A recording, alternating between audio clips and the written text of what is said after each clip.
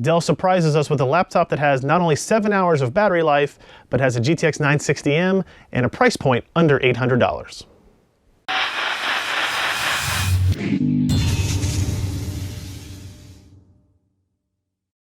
Hey everybody, welcome to PC Perspective. I'm Ryan Shrout. Today we're here to take a look at the Dell Inspiron 15 7000 series laptop. In particular, the model we have here is the 7559. Now what's interesting about this particular machine is that it is a pretty low cost notebook with a pretty hefty GPU. So you can do some moderate PC gaming on this machine for the price tag of just $799 as we have it configured. Now out of the box, this one has an Intel Core i5-6300HQ processor. That's a quad-core processor, no hyper-threading, but it does have a clock speed of 3.2 gigahertz, which is nice. You have 8 gigs of DDR3 memory. Interestingly, it has 1 DIMM in there as well. We'll talk about why that's might be an advantage for users in a little bit. It has a 1 terabyte hybrid hard drive. So it's a 1 terabyte standard hard drive with 8 gigs of flash on there. So you get a little bit of acceleration if you're using the same applications over and over again, maybe playing a single game over and over again, which honestly is what most users are doing these days. In terms of the GPU, this has a GeForce GTX 960M with 4 gigs of memory, which is actually an upgrade over what you normally see with the GTX 960M with 2 gigs of memory. 15.6-inch screen, 1080p resolution. It has a nice matte finish to it that I am a fan of. They do offer this with a 4K screen and with a touch option as well, so you can upgrade those if you would like. I personally prefer the 1080p, you get longer battery life, and the matte finish, you don't have to deal with all the glare with overhead lights.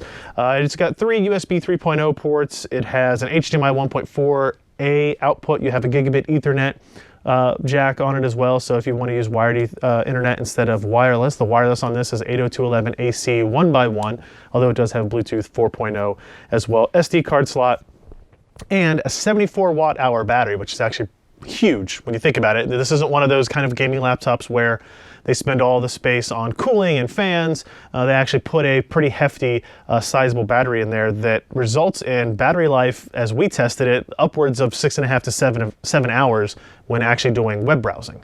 So that's actually really compelling. It's higher than something like the Surface Pro 4, which is obviously a thinner, lighter tablet, but we're not used to seeing reasonable battery life results from gaming notebooks, if you will. It's not a thin and light, but it is fairly thin. It's not much thicker than the Ethernet port is on the base here. Obviously, you got to add the screen in. Just over 5.5 pounds. I think Dell rates it at 5.67 pounds for the 1080p non-touchscreen model. So that's actually pretty good. If you want to upgrade it, there's 2 options. That's pretty much all you can get with the 7559 model. You can go from a 1080p screen to a 4K screen, and that's going to cost you $200. And then you can go from the Core i5 processor to a Core i7. The Core i7 is actually a quad-core hyper-threaded part, so you'll get some added CPU performance out of that if you think you might need it for video editing, photo editing, or some similar task. Speaking of performance, if we talk about the CPU, this is a really hefty performance. It's a Skylake processor, but it's quad-core, non-hyper-threaded. Pretty much all of the notebooks I've seen with Skylake thus far have been dual-core hyper-threaded. So things in the Surface Book, the Surface Pro 4, the Yoga 900, those are all dual-core parts that have hyper-threading. This is quad-core, no hyper-threading if you get the Core i5 iteration we have here. So performance is actually really good. If you compare this to the Surface Book, again, these aren't really competitive notebooks, but just an idea of CPU performance. You're talking about 43 to 55% faster in certain tasks. So Cinebench 11, for example, is 54% faster on this machine than it was on the Surface Book, while Handbrake encoding was 43% faster on this machine. So that's actually impressive. In terms of gaming performance, we didn't have a direct competitor for this, but again, 1080p resolution, you're kind of limited there because of the screen. Obviously, you can hook up to an external display if you want to, but we were able to run Battlefield 4 at 1080p at the high quality preset. We got just about 48 frames per second on average there. Crysis 3 at 1080p on medium got 50 frames per second, and GTA 5 even at 1080p on its high-ish preset, you got about 50 frames per second. So there's more than, it's a capable gaming machine, right? You're not gonna be able to turn everything up with the 960M, but you are gonna be able to do some moderate gaming on this. And I think for the budget, for the price point, that's actually a pretty good deal.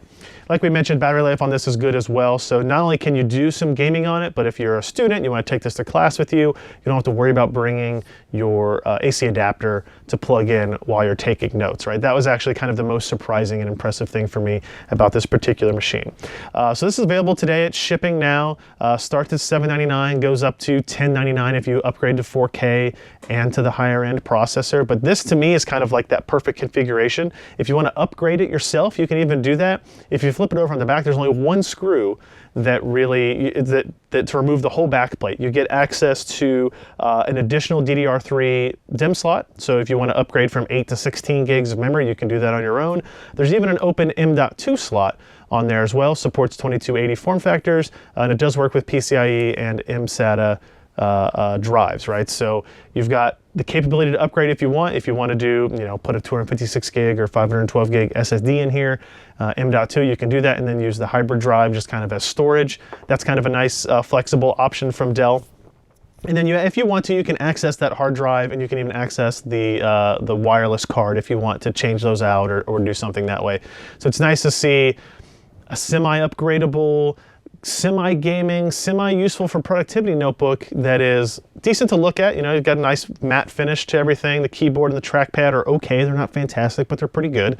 You can get this in the black finish here. They even have a red finish. And like I said, the best thing about it is its starting price of $799. For the competing market, it's actually a really, really good deal as it stands now. So check out the full review at pcper.com. We'll have more benchmarks and photos and all that included there. But for now, I think this is a really good machine for people who are looking for a combination laptop that is not going to break the bank. If you enjoyed this content, consider supporting in-depth technical content by contributing at patreon.com/pcper.